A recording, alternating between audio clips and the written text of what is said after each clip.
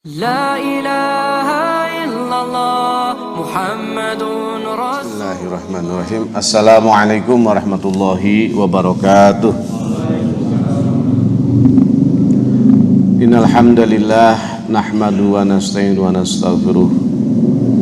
Asyhadu an la ilaha illallah wahdahu la syarikalah wa asyhadu anna Muhammadan abduhu wa rasuluhu la nabiyya ba'dah. Amma ba'du.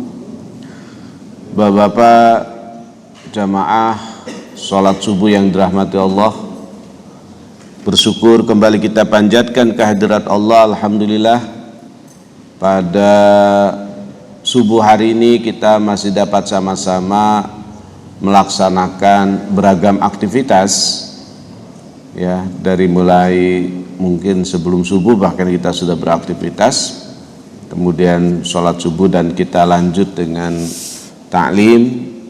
Seperti biasa kita akan mengkaji turas, ya, yakni peninggalan dari Hujjatul Islam Syekh Al-Ghazali, ya, Imam Al-Ghazali, dalam karyanya Ihya Ulumuddin, ya. Dan di jilid 2 kita akan membahas beragam adab, diantaranya kalau kemarin kita pada pertemuan yang lalu kita sudah membahas terkait dengan adab sebelum makan, ya. Nah, sekarang bagaimana adab ketika sedang makan?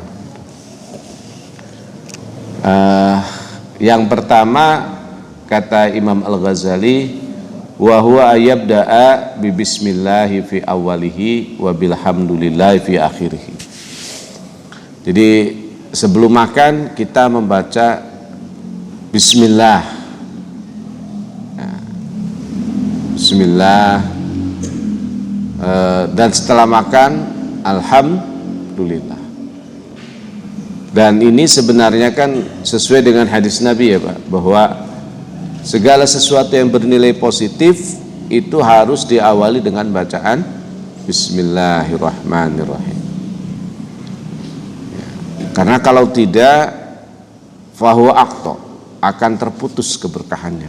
Jadi bayangkan Pak, kita makan sering tapi nggak baca bismillah, cuma dapat nilai dunia, yaitu apa? Kelezatan dan fisik, tetapi kita tidak mendapatkan apa? Nilai akhiratnya. Padahal aktivitas kita makan itu juga akan menjadi pemberat di amal akhirat, di yaumul mizan, ketika kita ditimbang, jika diawali dan bacaan bismillah. Kita makan kan beberapa kali, ya, belum ngemilnya, ya kan. Ngemilnya ini yang kadang-kadang nggak kehitung, ya. Makan selesai, makan buah, habis itu beberapa jam kemudian makan gorengan, makan roti. Nah, setiap makan kalau kita baca bismillah itu akan menjadi pemberat pahala kita di akhirat nanti, gitu. Tapi kalau tidak membaca bismillah, maka hanya akan menjadi amalan dunia, ya. Dan begitu selesai tentu kita membaca alhamdulillah. Ini perkara makan ini, Bapak sekalian, kenapa kok begitu disorot dalam Islam, termasuk dalam karya Al-Ghazali, gitu ya, tentang makan ini? Karena memang segala sesuatu kesehatan tubuh kita itu kan berasal dari makan, ya. Coba penumpukan kolesterol, gula darah, asam urat, itu kan dari pola makan. Maka kemudian ada juga doa sebelum makan itu kan, Allahumma barik lana fima razaqtana wa qina azabannar. Itu bayangkan Bapak sekalian, dari makan itu, ya, kita diajari oleh Rasulullah untuk supaya makan itu menjadi berkah.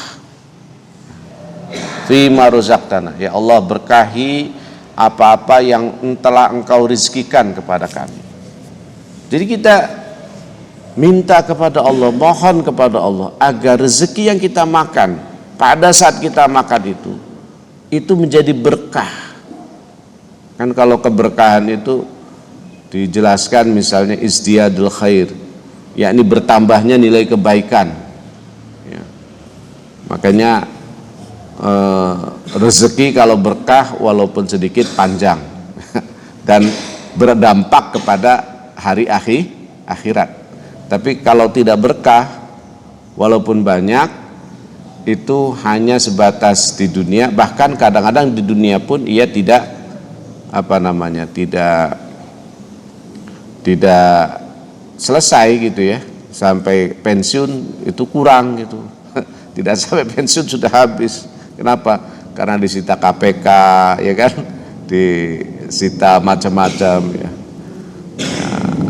Itu baru dari segi keuangannya, belum lagi dari segi marwah dan martabat, ya kan. Habislah nama kita itu di dunia, tercatat sebagai salah satu orang yang berbuat yang tercela. Belum lagi keluarga besar kita, anak-anak kita, mungkin mereka tidak akan sanggup untuk sekolah gitu ya, karena setiap mata yang memandang dia itu akan diartikan sebagai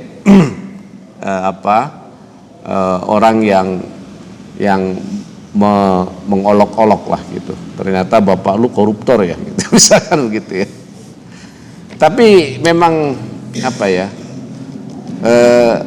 orang diliputi oleh hawa nafsu, walaupun sudah banyak kejadian di negeri ini, tapi orang tetap saja melakukan itu di waktu-waktu yang berikutnya gitu. Nah, ini kan sebagai peringatan bagi kita semua, bahwa yang penting keberkahan dalam rezeki itu.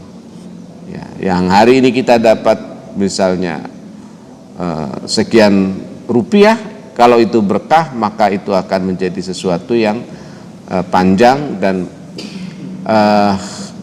waqina azabannar. Nah, jadi jangan sampai rezeki kita itu justru mendekatkan kita ke dalam api neraka. Maka kita diperintahkan untuk apa? Untuk supaya kita ini terjaga dari api neraka. Jadi dari makanan yang kita makan itu, Bapak sekalian, jangan sampai memasukkan kita dalam api neraka atau menyebabkan kita masuk api neraka. Maka ya harus hati-hati betul kita dalam mencari nafkah gitu ya. Walau qala ma kulli luqmatin bismillah. Bahkan kemudian dikatakan setiap suapan itu kita membaca bismillah. Nah, itu mungkin lebih utamanya ya. Bismillah. Bismillah. lebih utama. Tapi kalau misalnya waduh repot Pak Ustadz, paling tidak di awalnya lah gitu ya. Ya. Kan bismillahirrahmanirrahim itu fahuwa hasan ya, jadi kalau dilakukan itu baik-baik saja, maksudnya seperti itu. Tapi kalau tidak pun ya tidak mengapa. Hatta yaskulu syarruhu an zikrillahi ta'ala, sampai kemudian maksudnya apa? Jangan sampai kemudian disibukkan oleh makanan itu sampai kemudian melupakan Allah gitu. Kalau para sufi mungkin ya biasa melakukan itu ya.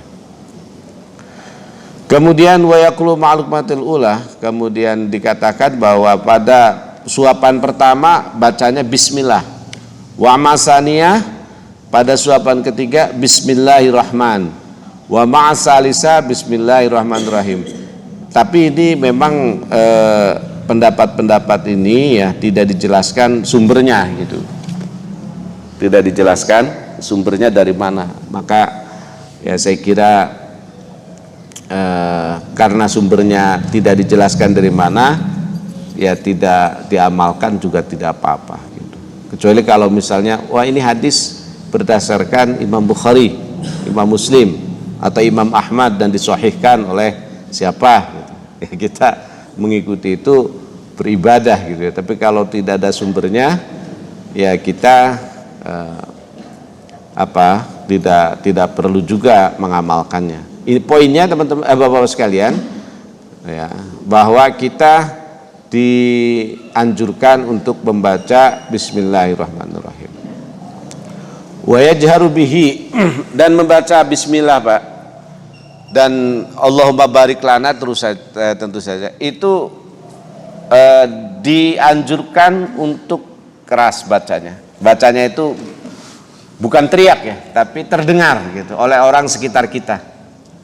Bismillahirrahmanirrahim. Jadi bukan bismillah. Apalagi cuma dalam hati. Kenapa dianjurkan untuk membaca nyaring atau supaya terdengar ya, bukan teriak, bukan Pak. Liyazkura ghairahu. Supaya orang yang di samping kita itu juga ingat ketika dia makan. Oh, saya belum baca bismillah nih. Jadi apalagi kalau kita makannya duluan ya kan. Kita makan duluan, kita baca bismillah duluan. Nah, itu harus yang keras supaya apa? Supaya yang sebelum kita itu ingat, oh iya belum baca bismillah gitu. Apalagi grup Masjid Al Ihsan ini kan sering bener kuliner itu ya. Jadi baca bismillahnya ini kalau yang makan dulu baca bismillahnya harus agak kerasan tuh gitu. Supaya apa? Supaya yang belakangan mau nyantap tuh ingat, oh iya baca bismillah nih. Tapi kalau yang duluan itu baca bismillahnya nggak keras, yang belakangan bisa jadi lupa gitu. Ya udah nyantap duluan nggak baca bismillah, terus yang belakangan baca bismillah. Nah ini kan malu kan begitu. Udah dia duluan 2 suap gitu. Nah yang belakangan baru makan terus belum makan bismillahirrahmanirrahim. Waduh, saya udah 2 suap nih baca bismillah gitu. Nah jadi membaca bismillah, membaca doa sebelum makan itu apa? Wajhar. Jadi dianjurkan untuk jahar ya, supaya terdengar dan mengingatkan orang yang di samping-sampingnya. Wa yakulu bil yumna, kemudian makanlah dengan tangan kanan. Nah, bagaimana kalau orang itu kidal? Jadi sebenarnya gini Pak, pembiasaan dari kecil ya. Jadi kalau orang tua sudah membiasakan anaknya walaupun dia kidal kalau makan tuh pakai tangan kanan, saya kira bisa lah gitu. Ya, saya kira bisa. Sama kayak kita makan pakai tangan kiri kan bisa ya kita itu Pak ya. Bisa kita tuh pakai tangan kiri. Karena tidak terbiasa kemudian kita tidak walaupun kaku tapi saya kira bisa lah. Nah, maka ya bagi kita memang sebagai orang tua harus memperhatikanlah anak-anak kita gitu. Kalau anak kita misalnya dia beraktivitas pakai kiri semua, tapi kalau makan Pak, usahakan dia dibiasakan dengan tangan kanan. Kalau sudah terbiasa dengan tangan kanan, maka pembiasaan ini saya kira akan memberikan dia rutinitas yang terbiasa dengan tangan kanan itu, dan itu tidak susah gitu. Kemudian wa yabda'u bil milhi wa yahtatimu bihi. Diawali dengan mencicipi garam dan diakhiri dengan mencicipi garam. Ini juga sumbernya tidak jelas Pak ya. Jadi kalau menurut kesehatan misal wah tidak bagus, dia jangan dilaksanakan. Ya. Ini kan ada memang dalil yang menyatakan hadis itu, tapi hadis itu hadis yang palsu gitu, bukan hadis dhaif, apalagi hasan, apalagi sahih gitu. Hadisnya itu udah hadis mungkar jiddan gitu. Sudah hadis yang ingkar sekali gitu. Mungkin jangan-jangan orang tukang jualan garam gitu ya. Kemudian dia bilang Rasul itu kalau mau makan mencicipi garam dan akhir makan mencicipi garam. Nah, kemudian wa yusaghir luqmah. Jadi mengecilkan suapan. Poinnya apa? Ya dalam makan itu tidak, kalau orang bahasa Jawa Barat tuh gembul gitu. Jadi sekali makan suapannya besar gitu ya. Jadi menyuap sedikit-sedikit perlahan-lahan gitu ya. Sehingga tangan kita tidak penuh dengan makanan. Jadi makannya sedikit-sedikit, walaupun nambah nggak apa-apa ya. Yang nggak boleh itu kita sudah ngambil terus menyisakan Pak. Karena kalau menyisakan makanan ini kan mubazir ya. Dan ini adalah perbuatan ya, kalau kata Quran kan innal mubazzirina kanu ikhwanas syayatin. Ya, orang berbuat tabzir itu temannya setan gitu. Ini kadang-kadang saya suka lihat di kondangan itu Pak ya, orang nafsu kali ngambilnya. Itu begitu di piring itu masih ada ayam utuh, kadang-kadang sate apa gitu. Dan ini kan mubazir semua gitu. Jadi harusnya kita ngambil itu sesuai dengan porsi kita dan kita harus habiskan Pak. Harus habiskan. Ini jamaah majelis taklim jangan sama dengan yang tidak ngaji gitu. Yang ngaji harus berbeda. Ya. Itu seringkali saya temukan tuh kalau misalnya naruh piring kotor gitu, astagfirullah saya bilang. Ini kadang-kadang nasinya masih separuh gitu ya. Nah ini kan tidak boleh Pak ya. Masih mending nambah daripada kemudian membuang makanan. Tapi kan malu Pak Ustadz kalau dalam kondangan mau nambah. Kenapa malu? Gak ada yang liatin juga. Kecuali kalau diliatin misalnya, wah ini komandan ini makannya 2 kali ternyata. Ini kan gak ada yang liatin gitu. Jadi ini ya pesan saya Bapak sekalian, jangan sampai membuang makanan. Jadi ambillah makanan sesuai porsi kita gitu. Ya. Kemudian faina fil akli wa aliyazam ma'kulan. Nah, jangan pula mencaci makanan, Pak. Kita tidak boleh mencaci makanan. Jadi misalnya ada yang tidak suka nih, wah saya ini paling nggak suka kalau makan apa misalnya. Dulu waktu kecil saya tuh nggak suka makan ikan yang dikuahin Pak.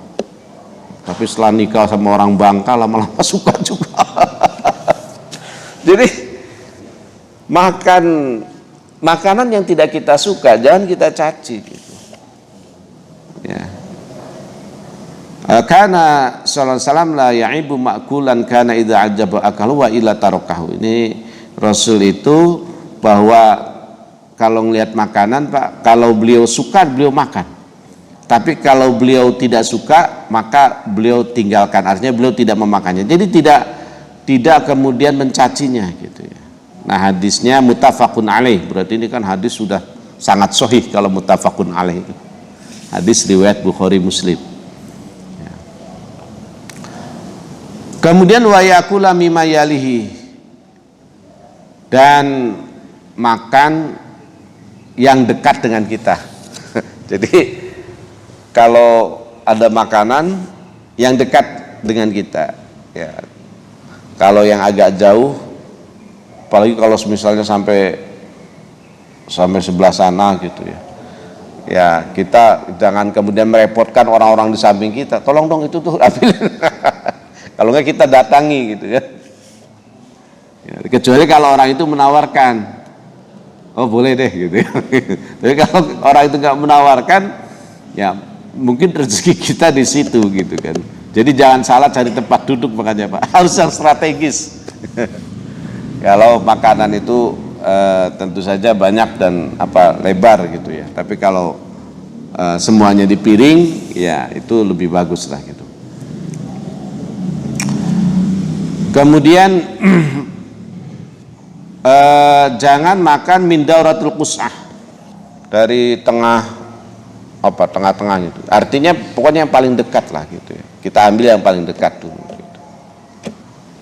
Wala min wasatit ta'am, ya. Dari putaran maupun dari tengah-tengah. Bal yakulu min stadratir raghib illa idza qallal khubzu fa yuksirul khubza wa la yaqtal miskin. Nah, kemudian ketika makanan itu sedikit, maka poinnya dibagi-bagi.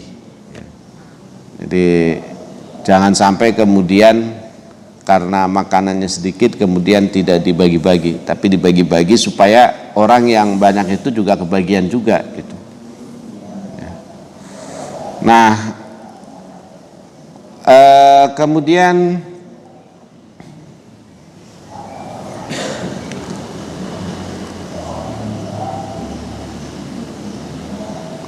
akrimul khubza fa inna Allah ta'ala anzala min barakatis sama.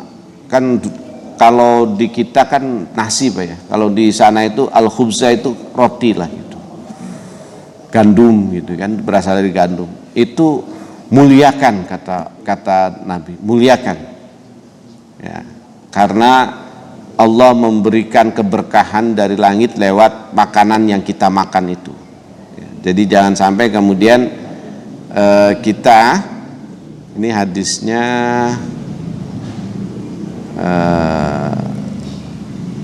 sebentar, jangan sampai kemudian hadisnya tidak sahih Pak ya. Nomor 9.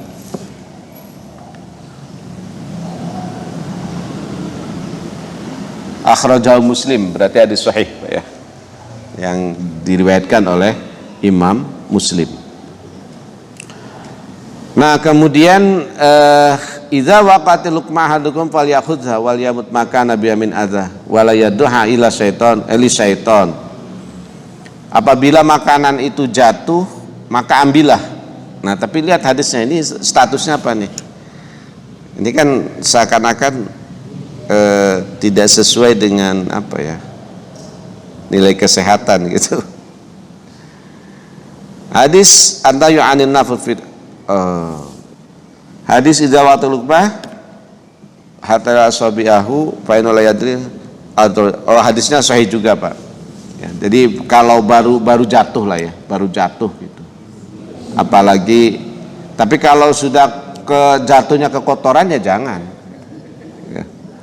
Jatuhnya ke lantai dan lantai itu memang sudah diinjak-injak orang gitu kan ya jangan kalau begitu.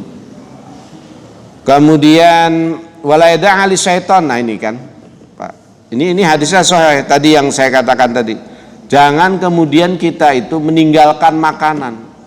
Kenapa? Karena meninggalkan makanan itu sesungguhnya adalah meninggalkan makanan untuk setan. Kan repot Pak. Wala yada'a li syaiton. Ya. Nah, kemudian kalau makan kita pakai tangan Pak ya. Wala yamsahu yadu bil mandil hatta yaliqa asabihu. Jadi kalau pakai tangan jangan cuci piring dulu, jangan cuci tangan dulu, jangan ngelap dulu, tapi Pak nih, dijilat ya. Jadi satu-satu saya bersih gitu. Kalau makan kita pakai tangan. Fa innahu la yadri fi ayyi tu'ami al barakah. Kenapa kita harus jadi membersihkan tangan kita dengan mulut kita? Karena kita tidak tahu ya dari makanan mana keberkahan itu datang. Ya, bisa jadi mungkin keberkahan itu datang dari makanan yang nempel sebutir itu.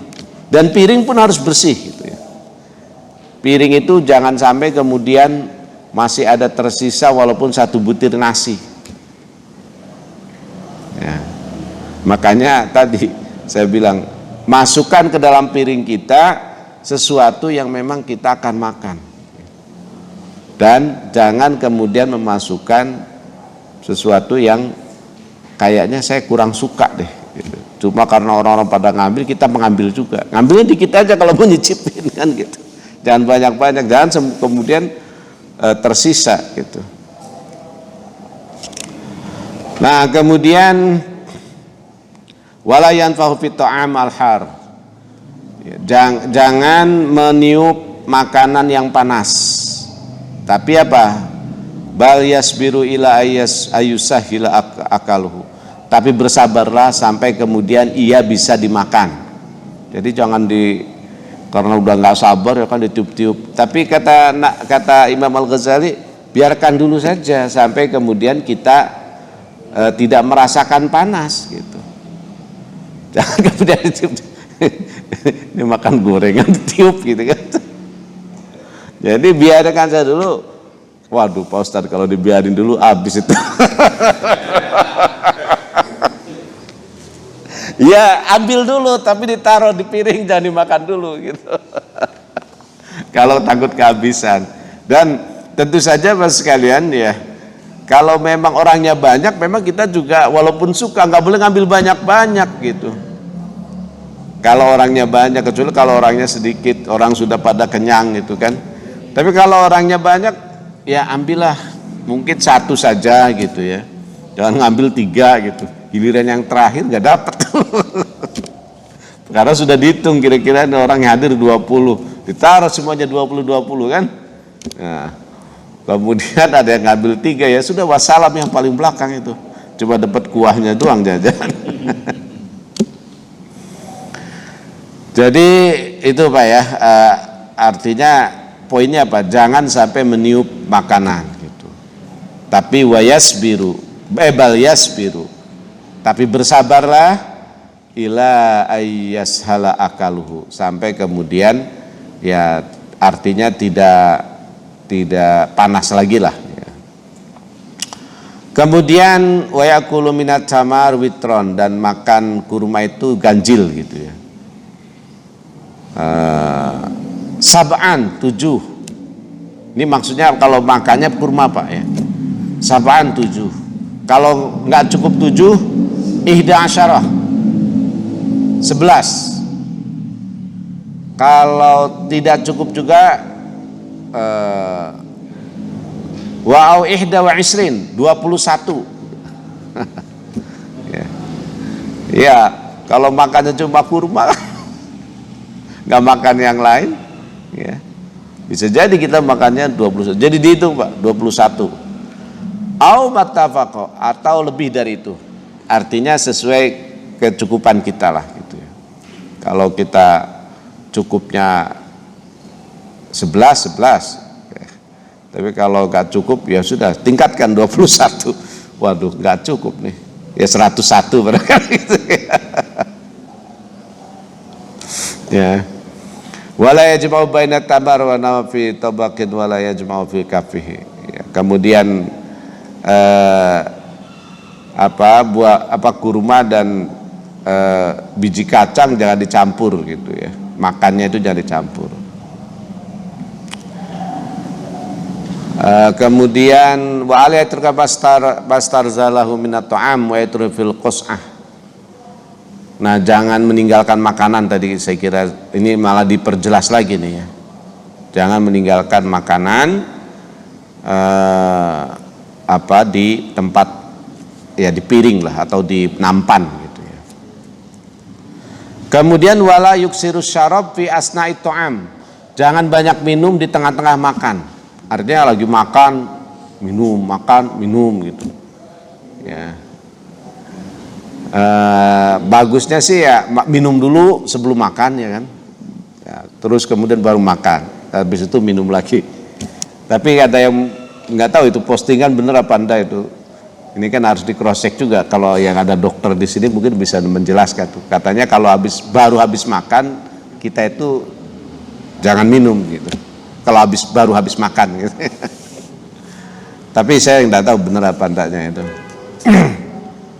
Jadi konon katanya ada jeda sekitar 15 atau 20 menit gitu.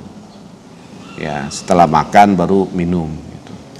Jadi jangan baru selesai makan terus minum. Itu katanya nggak bagus.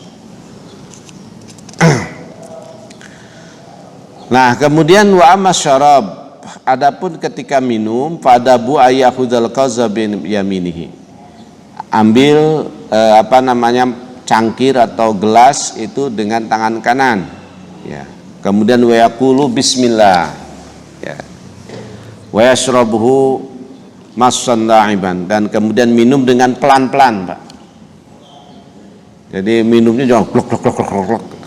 Pelan-pelan saja. Misalnya 3 tegukan berhenti dulu, kemudian 3 tegukan lagi berhenti lagi gitu ya. Jadi jangan kemudian kayak orang kehausan yang klok. Itu juga kan tidak boleh sebenarnya ya. Makanya kita diperintahkan apa? Supaya makan ataupun minum itu sebelum lapar betul atau sebelum haus betul gitu. Ya. Bahkan kalau ahli gizi itu kan menyarankan makan itu ya sampai 3 kali, misal terus selain makan 3 kali juga ada asupan-asupan yang lain gitu. Tapi ya tidak terlalu banyak gitu. Tidak terlalu banyak. Ya. Kemudian Wala yashrabu qa'iman wala muttaji'an. Jangan minum dalam keadaan berdiri atau berbaring. Jadi hendaknya minum dalam keadaan duduk. Walaupun juga pernah diriwayatkan bahwa Rasulullah pernah syariba qa'iman. Pernah beliau minum dalam keadaan berdiri. Ya. Ini hadis syariba qa'iman muttafaqun alaih. Wa zalika min Zamzam. Jadi ada alasan karena minum air Zam-Zam gitu ya. Rasul pernah minum berdiri, tapi kata Al-Ghazali wala'allahu kana li'uzrin. Rasul pernah melakukan itu karena uzur. Uzur itu berarti ada sesuatu yang tidak bisa dihindarkan, Pak. Maka kemudian beliau sampai minum sambil berdiri gitu. Kemudian wa yura'i asfalal kauz hatta la yuqaddiru alaihi wa yanzuru fil kauz qabla syarab. Jadi kita harus juga memperhatikan bagian bawah dari cangkir, kemudian melihat cangkir itu sebelum minum. Ya karena bisa jadi Pak di dalam cangkir ada semut, ada kotoran ya kan.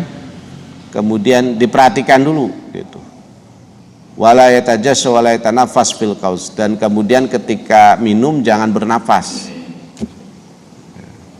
Karena kalau kita bernafas sambil minum kan bisa keselak. Jadi repot kalau begitu. Harus ya kita tahan napas kemudian minum. Kemudian kalau kita mau bernapas berhenti dulu kemudian minum lagi, kan gitu. Bal yunahi an famihi bil hamdi wa iradu bit tasmiyah. Kemudian ketika sudah minum kita mengucapkan alhamdulillah dan mengulanginya lagi dengan baca bismillah. Ya. Bismillah, minum. Terus selesai alhamdulillah. Minum lagi bismillah lagi. Selesai alhamdulillah lagi. Nah, insya Allah Pak, setiap minum ini akan dicatat pahala itu. Di samping juga nilai kesehatan, kebugaran dan juga gizi yang masuk. Kemudian waqad qala sallallahu alaihi wasallam ba'da syarab, Rasulullah sallallahu alaihi wasallam setelah minum itu berdoa. Nah, tapi kita cek dulu nih Pak hadisnya nomor 4 itu akhrajatu fi du'a mursalan min riwayat Abi Ja'far Muhammad bin Ali bin Husain. Hadisnya mursal, jadi mursal ini ya tidak tidak hasan dan apalagi sahih gitu ya. Jadi hadisnya tidak masuk pada kategori yang bisa kita amalkan. Kemudian wal kazu wa kullu ma yudaru alal qaum yudaru biyam yumnah. Dan kemudian semua yang ada di tempat itu dan juga maksudnya kalau kita makan bersama-sama gitu ya, itu hendaknya beredar ke arah kanan gitu ya. Wa qad syariba Rasulullah sallallahu alaihi wasallam labanan wa Abu Bakar radhiyallahu anhu an simali wa arabi an jamili wa Umar nahiyatu faqala Umar dan Abu Bakar fanawal al-a'rabi wa qala al-aiman fal aiman. Ya, jadi poinnya adalah bahwa kita diperintahkan minum apapun termasuk susu juga dengan menggunakan tangan kanan. Ya. Jadi jangan pakai tangan kiri. Ini udah berdiri pakai tangan kiri sempurna bener kejelekannya. Ya, minum dengan tangan kanan. Dan diawali dengan bismillah, kemudian diakhiri dengan hamdalah. Alhamdulillah gitu. Nah, kemudian yang terakhir sekalian, ma yustabahu ba'da ta'am. Yang disunahkan setelah makan apa itu? Ayyum qabla syami. Pertama, hendaknya berhenti makan sebelum kenyang. Jadi sebelum kenyang berhenti makan, waliq asabi'ahu, kemudian menjilati jari-jarinya, sumayam sahu, kemudian mencuci tangan ya, bil mandil dengan lap, kemudian dicuci dengan air gitu. Jadi ini yang pertama, hendaknya kita menahan jangan sampai kenyang makan itu. Nah ini bagaimana? Ya berhenti di tengah-tengah atau di 3/4 kenyang lah gitu ya. Jangan sampai 100%. Ya, katakan 75 atau 80%. Nah, kira-kira perut kita sudah pas nih gitu. Karena nanti kita juga harus minum dan lain sebagainya. Jangan sampai kemudian habis makan waduh begah bener. Nah, ini udah overdosis kalau udah begah begitu. Ya. Kemudian wa yatakhlu wa la ta'al kullama yakhruju min baini asnani bil khilal illa ma yajma'u min usuli asnani bil lisani. Kemudian membersihkan gigi ya. Membersihkan gigi dari makanan, jangan sampai kemudian ada makanan yang nyelip di gigi kita gitu. Ya, kalau itu memang secara kesehatan juga bagus ya. Karena kalau nyelip di gigi lama-lama kan akan menjadi kotoran gigi kita. Gitu. Kemudian bahkan Pak ya kalau kita ini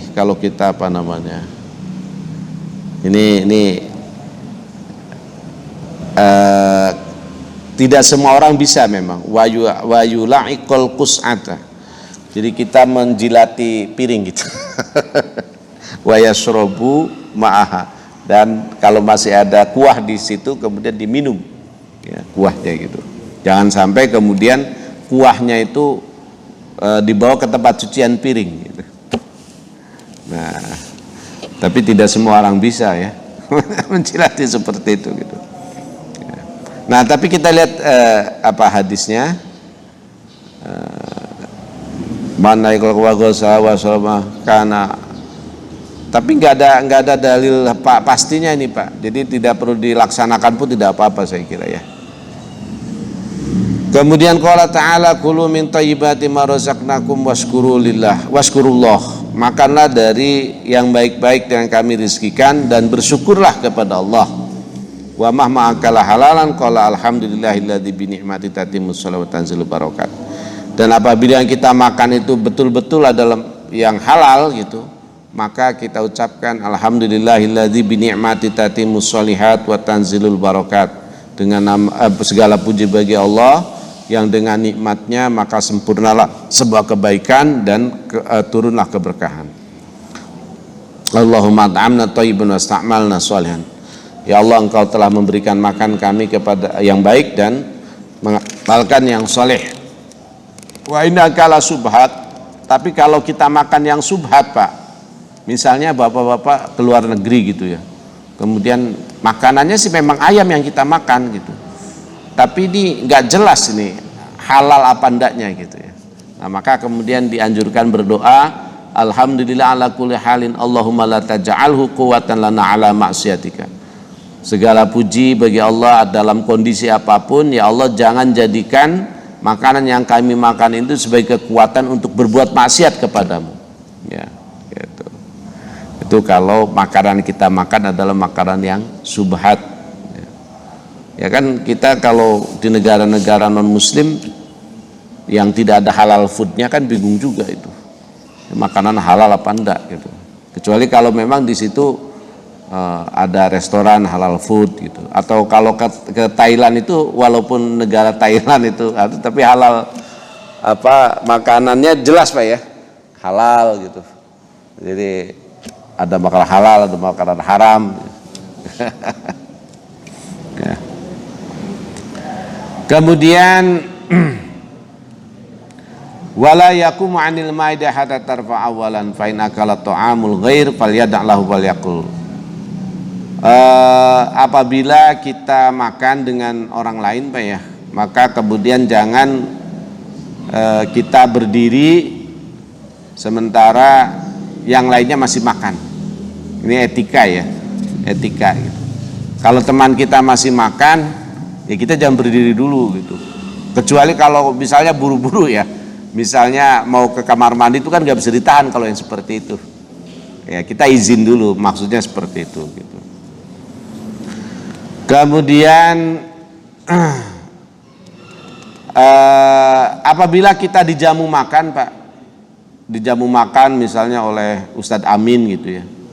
Nah, kemudian kita bilang, kita diperintahkan berdoa wal yakul Allahumma aksil khairahu wa barik lahu fima razaqtahu wa yassir lahu ayaf'ala fi khairan wa qanni'hu bima ataitahu wa ja'alna wa iyyahu minasyakirin. Ya Allah, perbanyaklah kebaikannya, kemudian berkahilah rezekinya, mudahkan apa yang dikerjakannya untuk kebaikan, berikan ia rasa qanaah terhadap apa yang telah Engkau berikan, dan jadikan kami dan dia termasuk orang-orang yang bersyukur. Ini kalau kita dijamu makan.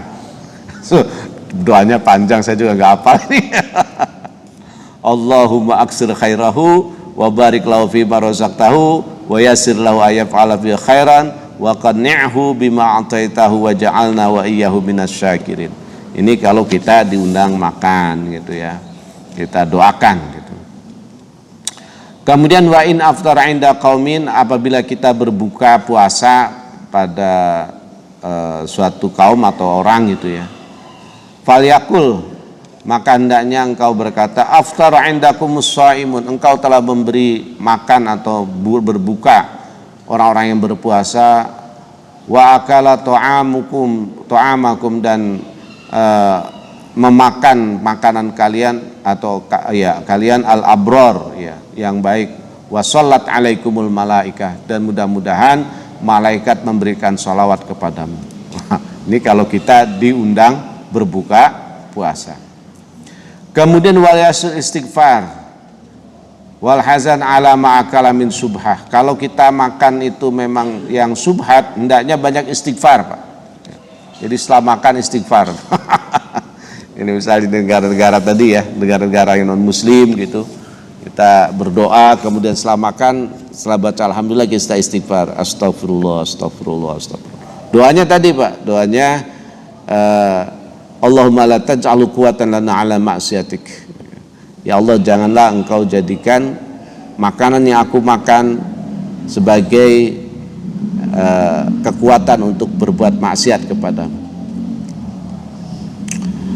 Kemudian walaisa mayakul yabki kama yakul wal yakul idza akala labanan Allahumma barik lana fi ma razaqtana wa zidna minhu. Ini memang ada beberapa doa ya yang saya kira memang agak panjang juga gitu, dan ya kita biasa membaca doanya alhamdulillahilladzi at'amana wa saqana jana minal muslimin. Kan gitu ya doa kita. Ya udah itu aja nggak apa-apa lah Pak.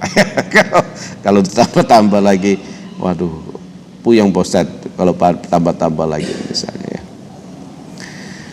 Nah, jadi itu Bapak sekalian ya. Wa yustahabu aqibat ta'am ayaqula alhamdulillahilladzi atamana wa saqana wa kafana wa awana sayyidana wa maulana ya kafi min kulli syai'in wa la yakfi min syai'in at'amta min ju'in wa amantu min khauf falakal hamdu. Ini kan lebih panjang lagi nih. Segala puji bagi Allah yang telah memberikan kami makan, memberikan kami minum dan mencukupi kami gitu kan. Kemudian telah memberikan kami kecukupan, ya kafi min kulli syai'in, wahai yang mencukupi segala sesuatu, wala yakfi minhu syai'un at'amta min ju'in, dan tidak ada yang mencukupi segala sesuatu dari makanan kecuali dari sesuatu kecuali makananmu, min ju'in, dari kelaparan ya. Wa amantu min khaufin, dan aku beriman dari ketakutan. Kemudian summa yaghsilu asabi'a min zalika bil ma'i. Ya kalau kita makan pakai tangan kan setelah makan ya otomatis lah kita akan mencuci tangan ya, karena walaupun tidak dianjurkan dalam kitab ini pasti kita mencuci tangan, karena pasti nggak enak Pak ya. Habis makan tidak cuci tangan ya, tangan kita jadi lengket gitu. Saya kira ini Pak ya, jadi poin-poin penting yang perlu kita garis bawahi. Pertama tadi ya, awali makanan kita dengan bacaan basmalah dan ucapkan basmalah itu dengan keras gitu. Kemudian kita juga kalau mendapati makanan, maka ambillah makanan yang terdekat dan ambillah makanan secukupnya, jangan sampai kemudian makanan itu terbuang mubazir. Kemudian apabila makanan masih panas, hendaknya kita bersabar sampai kemudian makanan itu tidak terlalu panas lah, mungkin hangat gitu. Kalau terlalu dingin juga kan gak enak juga ya. Dan yang lebih penting, yang penting berikutnya saya kira kita juga jangan sampai menyisakan makanan walaupun sekecil apapun sehingga akhirnya kita disunahkan untuk menjilat tangan-tangan kita baru kemudian kita mencuci tangan, karena bisa jadi sebutir nasi yang tersisa dari tangan kita inilah nilai keberkahannya justru datang dari sini gitu ya. Dan kemudian setelah makan hendaknya kita sebelum selesai makan ya tadi jangan sampai kemudian makan kita terlalu kenyang gitu ya. Wayum sika ya, yakni kita menahan qabla syab'i, sebelum kenyang betul gitu ya. Kemudian kita bersihkan mulut kita, gigi kita, jangan sampai kemudian masih ada makanan di mulut dan gigi kita. Dan yang terakhir tadi setelah itu baru kemudian kita mencuci tangan dan diakhiri dengan doa tentu saja. Demikian, terima kasih. Mudah-mudahan ada manfaatnya. Untuk selanjutnya saya kembalikan kepada Ustadz Amin. Sekalian, seperti biasa kita lanjutkan sesi tanya jawab pada jamaah yang bertanya atau menambahkan di dalam umum materi. Silakan.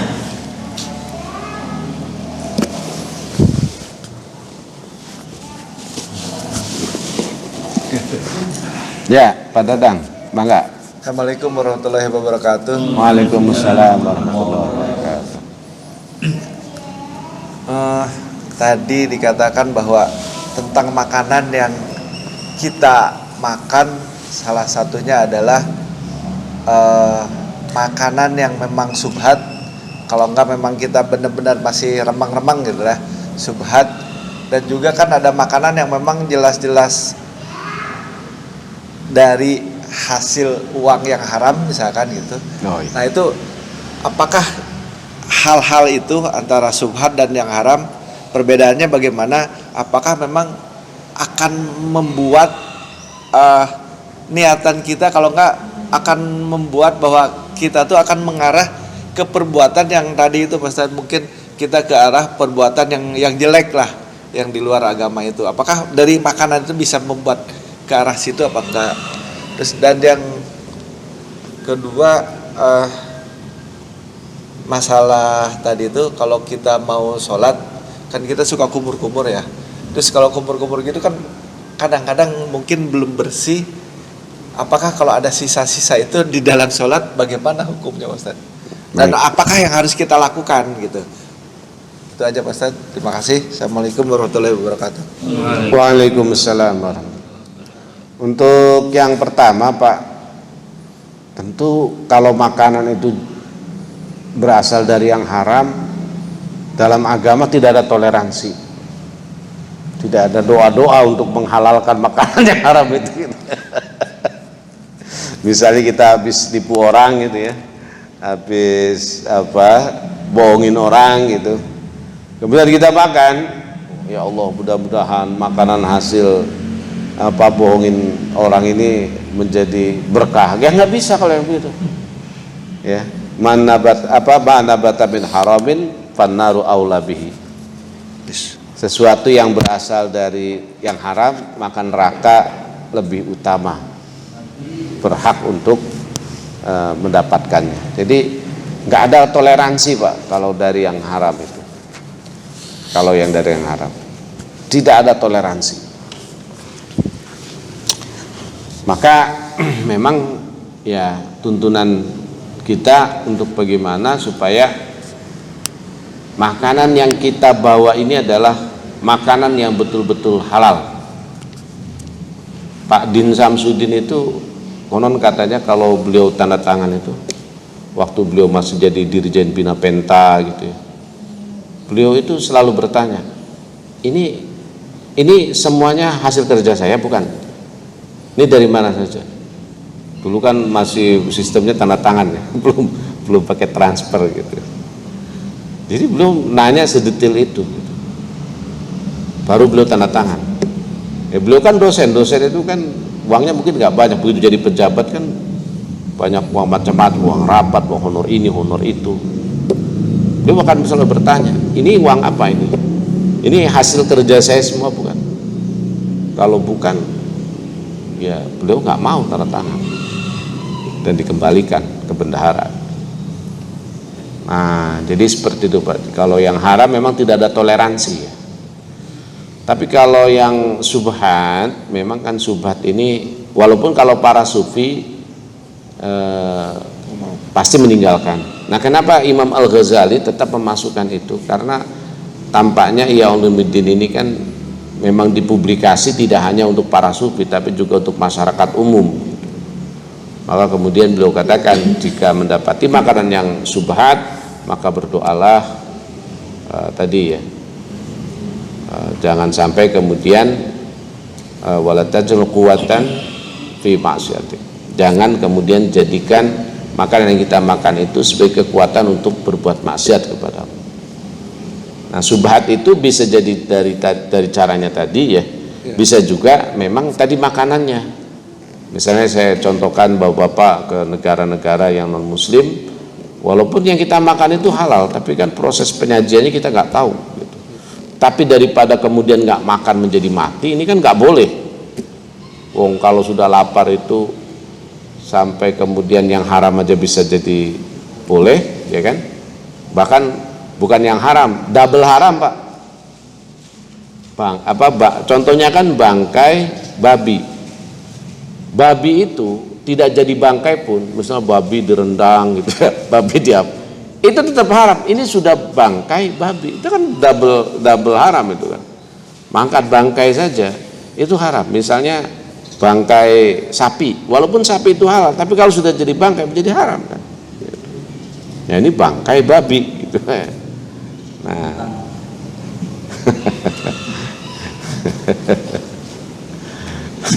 Baik.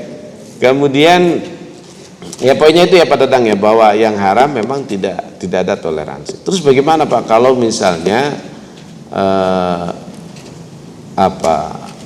kita pernah melakukan itu, ya kita harus kembalikan gitu ya. Kita harus kembalikan. Nah, kemudian yang kedua, kalau kita kurang bersih, berkumur, bersikat gigi, kemudian pada saat sholat, waduh, lidah kita menemukan gitu ya. Wah, ada ini selipan daging nih. Bagaimana itu?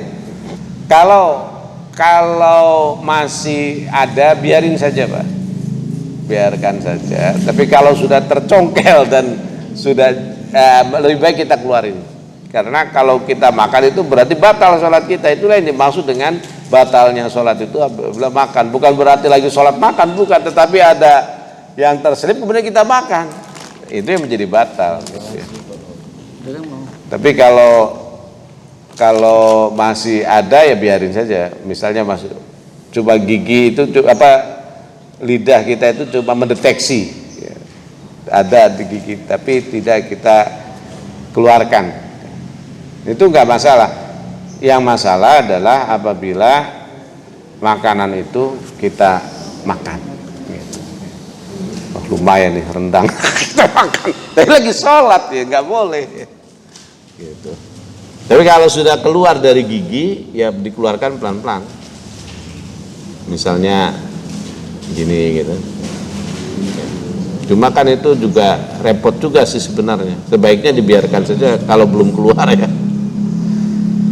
Nah, lidah kita ini kadang-kadang iseng memang itu, nggak betah ngeliat itu, langsung dikeluarin, dicongkel. Padahal kalau nggak dicongkel itu nggak keluar kan, gitu ya.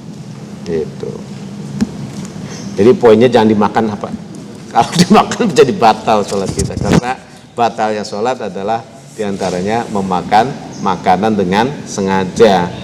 Kalau tidak sengaja, sesuatu yang tidak sengaja dalam Islam itu tidak dimasukkan dalam hukum ya. Kalau yang tidak disengaja gitu. Termasuk lagi puasa minum tapi nggak sengaja, misalnya puasa hari pertama gitu ya.